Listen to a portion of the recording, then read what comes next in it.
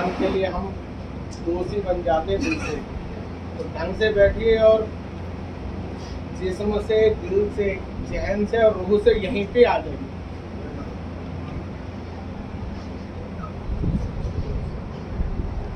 वैसे तो कुछ बोलने की आवश्यकता नहीं है, क्योंकि सभी ऐसे लोग हैं जो सिर्फ बोलने वाले नहीं, उनके अखलाक और किरदार में भी ये चीज़ें दिखाई देती हैं, लेकिन कर रहे हैं। लेकिन तीन श्रेणियों में हम उनको रख सकते हैं। एक ने शुरुआत कर दी है चलने की, मंजिल बहुत दूर है। दूसरा 20 रास्ते पर ही खड़ा है और वहाँ पर कदम ताल कर रहा है, उससे आगे बढ़ना ही नहीं चाहता। और तीसरा मंजिल के नज़दीक पहुँच गया है, मंजिल उसको बहुत ली है, तो इसलिए आलस्य में है कि नहीं मैं पहुँच ही जाऊँगा। लेकिन मंजिल तक हम लोग सब पहुँचे नहीं हैं, ऐसा मुझे लगता है। और ये सब स्थितियाँ हमारे बीच में इसलिए है कि हमको अशरफ मखलूकात के रूप में ऊपर वाले ने पैदा किया है। हमें हर बात का जवाब बना करके भेजा है ऊपर वाले ने, हमें सवाल बना करके नहीं भेजा। क्या बात है। अगर हम लोग सवाल बन करके और मांग कर रहे हैं दूसरे से, तो कहीं ना कहीं हम ऊपर वाले की जात पर यकीन नहीं कर रहे हैं कि वो हमारे साथ इंसाफ नहीं कर रहा।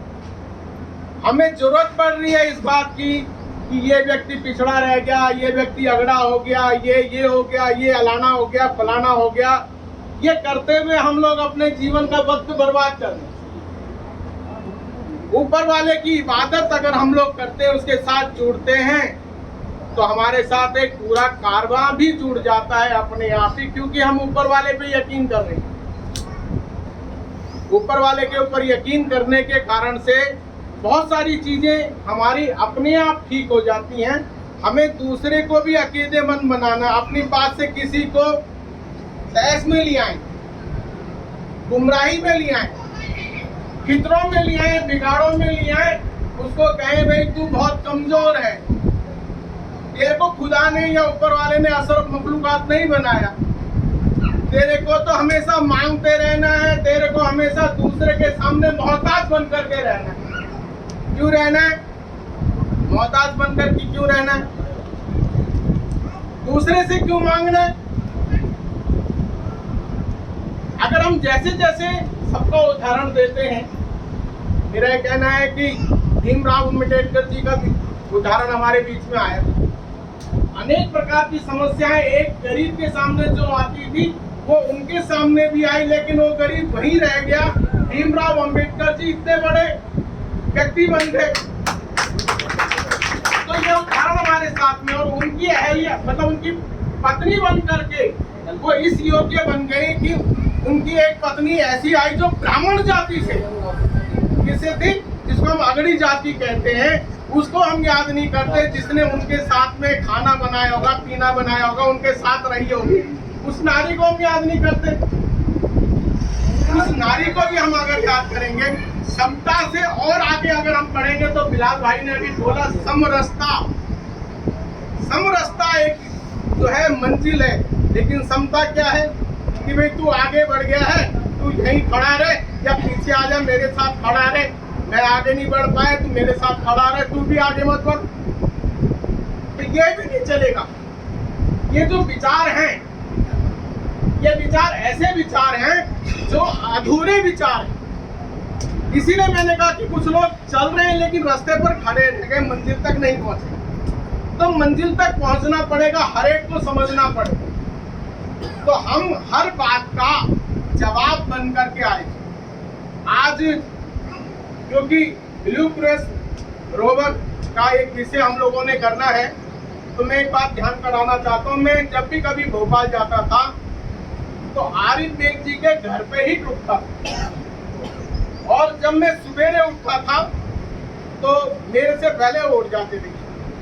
तब तक वो वजू भी कर चुके होते थे, एक टाइम की नमाज भी पढ़ चुके होते हैं, और इस बीच जो है तरह तरह के पंछी, यानी तोता भी, छोटी चिड़िया भी, मैना भी, कबूतर भी, उनका बाहर आने का इंतजार कर रहे होते थे कि ये कब बाहर आएंगे और हमारे को जाना डालेंगे,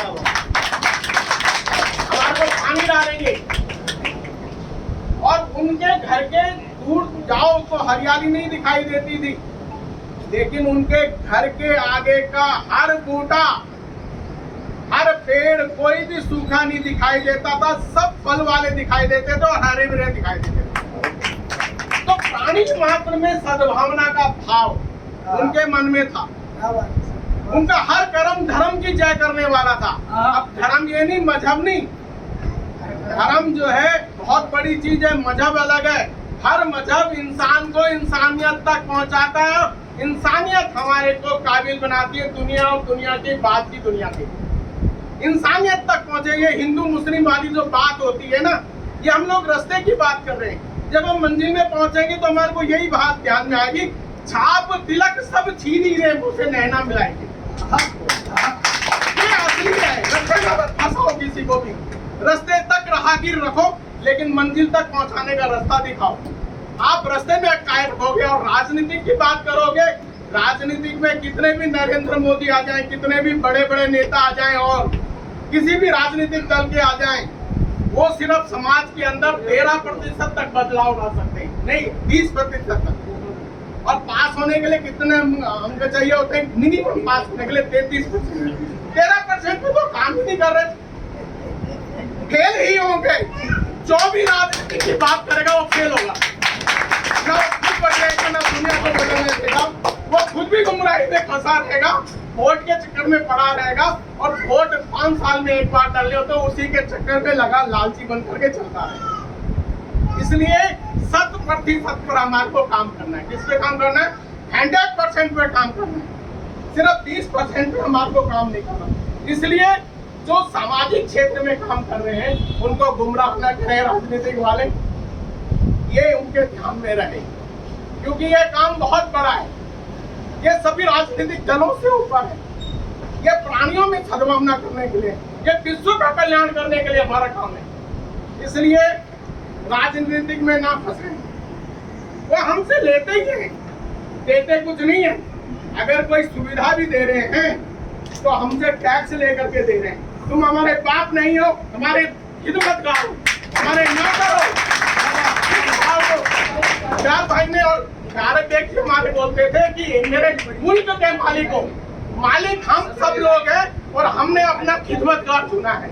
और खिदमतगार को कैसे रखा जाता है, अगर हम रखना सीख जाए तो हिंदुस्तान अपने आप तरक्की कर जाए।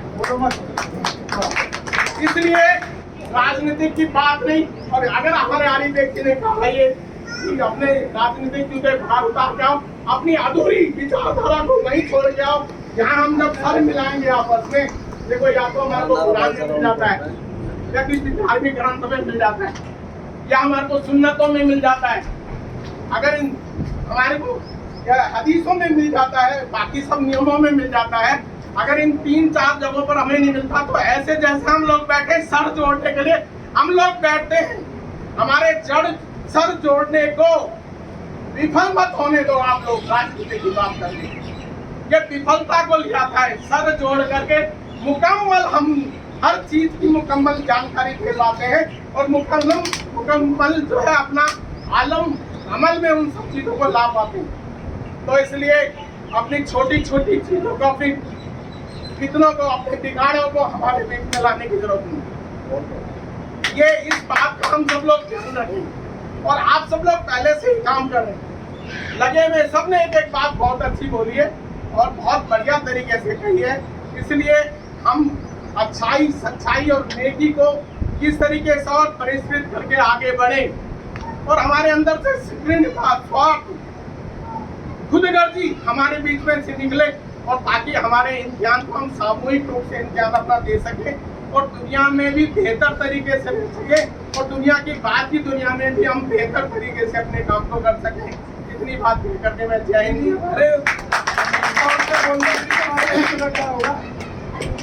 जो स्काउट एंड गाइड के बारे में बताना है, स्काउट एंड गाइड के जो जनक थे बेनोन पावल, वो हिंदुस्तान में सैनिक बनकर के आए थे। हिंदुस्तान में क्या बन के आए थे? सैनिक बन करके आए थे। उन्हें जो भारत के संगठन को देखते, ऐसी नहीं आरी पेट की, तालीम की और तंजीम की और इदारत की बात करते थे, तो उन्होंने चकित थे सारे अंग्रेज कि यहाँ तालीम भी बहुत बेहतर है, तंजीम इतनी अच्छी है कि सब संगठित होकर के हर काम करते हैं, और तिजारत इतनी अच्छी है कि भारत सोने की चिड़िया है। ऐसा उनको जब लगा तो उन्होंने कहा ये सब चीजें हमारे इंग्लैंड में भी होनी चाहिए। और इंग्लैंड के सामने एक समस्या भी थी। क्या समस्या थी? उस जमाने में 1800 समाप्त हो रहा था, 18वीं शताब्दी समाप्त हो रही थी और 19वीं शताब्दी शुरू हो रही थी। उस समय पर 5 किलोमीटर पे एक आदमी रहता था। कहाँ? इंग्लैंड में 5 किलोमीटर में। हमारे एक ही किलोमीटर में जो है 3-4 हजार लोग रहते हैं, इससे भी ज्यादा रहते हैं। तो उनको आदमी ढूंढे नहीं मिलता था। तो उनके यहाँ एक व्यवस्था थी, क्लब व्यवस्था। जो हमारे यहाँ क्लब बनते हैं ना, वो सब अंग्रेजों की देन है। वो क्लब व्यवस्था उन्होंने बनाई कि भाई कम से हम किसी के घर जा नहीं सकते, कोई भी आपत्ति कर सकता है, तो हम कहीं एक जगह इकट्ठा हो, जहाँ इंसानों को देख सकें, उनके सुख दुख में शरीक हो सकें।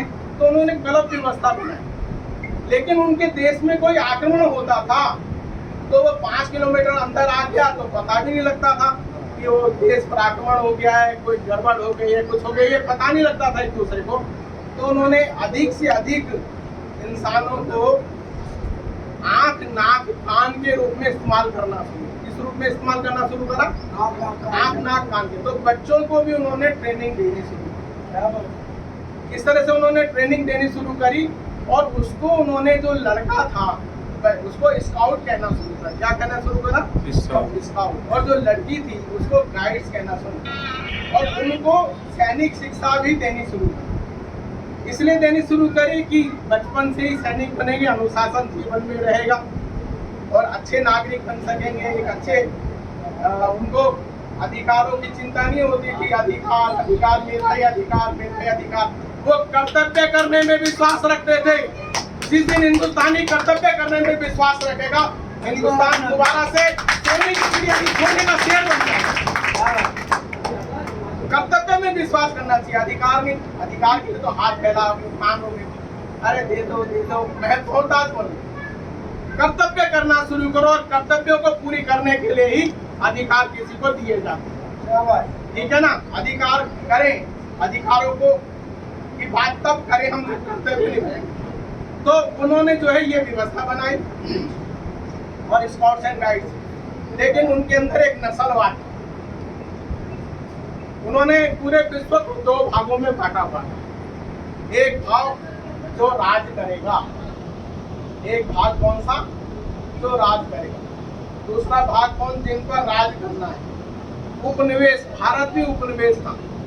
तो 1906 में खबर आई, एक राइटर एजेंसी थी, इसकी ये जो मीडिया की, अभी वर्तमान में हमारे पास तुरंत खबर आ जाती है, लेकिन उस समय पर खबर पहुंचने में भी हमारे को 1 महीने से ज्यादा लगता था हिंदुस्तान में।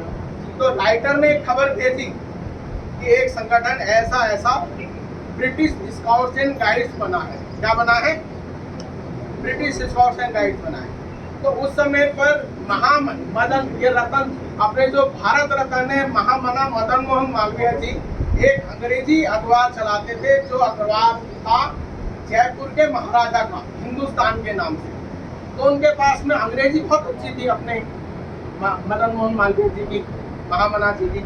तो उन्होंने जब वो सुना, पढ़ा वो सारा का सारा खबर लिखते समय, तो उनको ये लगा कि ये हमारे हिंदुस्तानी बच्चों के लिए भी ये संगठन होना चाहिए। स्काउट्स एंड गाइड्स क्या होना चाहिए? हिंदुस्तानी बच्चों के लिए भी होना चाहिए। तो फिर उन्होंने पत्र व्यवहार किया, उन्होंने बोलने की कोशिश करी वहाँ के सब लोगों को, ब्रिटिश में जो चलाते थे उनको कहा कि भारतीय बच्चों के लिए भी शुरू करो, लेकिन वो तैयार नहीं थे। जरूर British scouts and guides Hindustan में काम करता था, लेकिन भारतीय बच्चों को उसमें भाग लेने का, ये जो इंडिया गेट है, ये इंडिया गेट, ये आगे लिखा जाता था इंडियन और डॉग्स को यहाँ अंदर नहीं आना है, अंदर नहीं आना है इसमें। ऐसे ही हर चीज में उनके दिमाग में था कि भारतीयों को अगर ये शिक्षा मिलेगी तो भारतीय बहुत आगे बढ़ जाएंगे। तो संख्या में बहुत कम थे और 1857 की वो हमारी एकता देख चुके थे। हिंदुस्तान की पहली जंग आजादी देख ली थी उन्होंने। तो उन्होंने ये जो है ब्रिटिश स्कॉट्स एंड गाइड्स को भारतीय बच्चों के लिए नहीं खोला, लेकिन 1947 में हमारा देश जब आजाद हुआ तो सारे जितने भी राजनीतिक दल हैं, जिसमें राम मनोहर लोहिया जी भी हैं, चाहते थे कि हिंदुस्तान स्कॉट्स एंड गाइड्स को भी स्कॉट्स एंड गाइड्स के रूप में मान्यता दी जाए, लेकिन नेहरू जी ने ब्रिटिश स्कॉट्स एंड गाइड्स को मान्यता दे दी भारत स्कॉट्स एंड गाइड्स के रूप में। और उनकी जितनी संपत्ति थी और उसमें कोई परिवर्तन नहीं किया, उसका कोई भारतीयकरण नहीं किया। लेकिन जो भारतीय बच्चों के लिए चल रही थी स्कॉट्स एंड गाइड्स, जिसे हिंदुस्तान स्कॉट्स एंड गाइड्स कहा जाता था, 1928 से वो लगातार पूरे देश में काम कर रही थी। सभी महाराजा उसमें लगे रहते थे और जो स्वामी विवेकानंद जी हैं, उनकी शिष्य एंटी बेसेंट और जितने भी सुधारवादी आंदोलन थे, कांग्रेस सहित, ये सब लोग चाहते थे कि हिंदुस्तान स्कॉट्स एंड गाइड्स को भी मान्यता दे दी सरकार, लेकिन नहीं दी गई। भारत स्कॉट्स एंड गाइड्स को मान्यता दी गई और ये काम करता रहा, क्योंकि मिशन मोड में काम करता था। जैसे हमारा अंजुमन इंसान दोस्त काम करता है, ब्लू क्रॉस करता है, राज शक्ति फाउंडेशन करता है, ये किसी सरकारी मदद से थोड़ी ना करता। सरकार से इसको कोई मदद नहीं चाहिए, लेकिन ये करता है काम। क्यों करता है? क्योंकि इसको स्वयं की संतुष्टि चाहिए। तुलसीदास जी से पूछा किसी ने कि आपने इतनी सारी रामायण पहले लिखी गई थी, आपने रामचरितमानस क्यों लिखा? तो उन्होंने कहा कि मैंने किसी चीज के लिए और नहीं लिखा, स्वयं की संतुष्टि के लिए लिखा था। तो हम लोग जो भी काम करते हैं स्वयं की संतुष्टि के लिए करते हैं। यहाँ जितने कार्यकर्ता हैं, चाहे वो अमन के सिपाही हैं, चाहे सेहत के सिपाही हैं, चाहे वो बाकी सब कामों के सिपाही या जनरल के रूप में काम कर रहे हैं, वो स्वयं की संतुष्टि के लिए काम कर रहे हैं। किसी को दूसरे को बताने के लिए काम नहीं कर रहे। दूसरे को बताने का भाव क्या है? इतना ही भाव है कि दूसरा प्रेरित होकर के उस तरह का काम करना शुरू करे, उसकी यश हो, उसकी जय हो। ये नहीं है मामला। यहाँ जितने बैठे सब कुछ ना कुछ अच्छा करने वाले लोग हैं, अच्छाई सच्चाई और नेकी के साथ चलने वाले लोग हैं। तो इस तरीके से नहीं किया। तो जब अटल जी की सरकार आई, भारतीय जनता पार्टी की सरकार आई, एनडीए की सरकार आई, उस समय पर जो है युवा एवं खेल मंत्री के नाते उमा भारती थी। उनसे जब ये बात हुई और अटल जी तक ये बात पहुंची, तो हिंदुस्तान स्काउट्स एंड गाइड्स को भी भारत स्काउट्स एंड गाइड्स की तरह ही सरकार से अनुदान भी मिलने लगा, मान्यता भी मिलने लगी। इस तरीके से हिंदुस्तान में दो संगठन स्काउट्स एंड गाइड्स के रूप में काम करने लगे।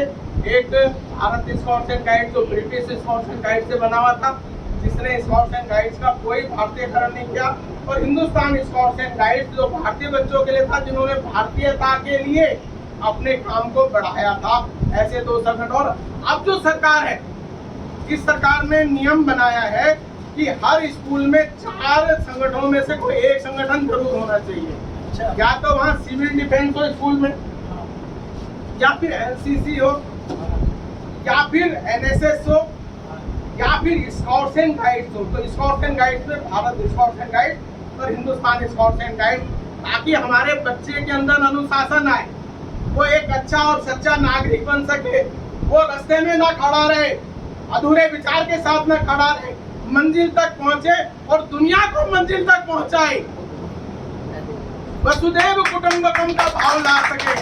वो जो कुरान का शब्द है कुन फयकुन, आपने गाया बहुत होगा, लेकिन वो क्या है? कुन से कुनवा भी एक शब्द होता है, वो भी परिवार का है मामला। फयकुन यानी हो जा, यानी हो जा तो हो गया। तो जो कुछ हम दुनिया के अंदर है अशरफ मखलूकात के रूप में, वो एक कुनवा है। अशरफ मखलूकात जो अपने लिए जीता है, स्वार्थ के लिए जीता है, कितनों में जीता है, बिगाड़ में जीता है, दूसरे को गुमराह करता है, वो भी कितने में जीता है। ये सब लोगों को निकाल करके अच्छाई सच्चाई और नेकी और दुनिया में भी बेहतर बनाए और दुनिया के बाद की दुनिया में भी बेहतर बनाए, इस काम को जो है हिंदुस्तान स्काउट्स एंड गाइड्स कर रहा है। जय हिंद।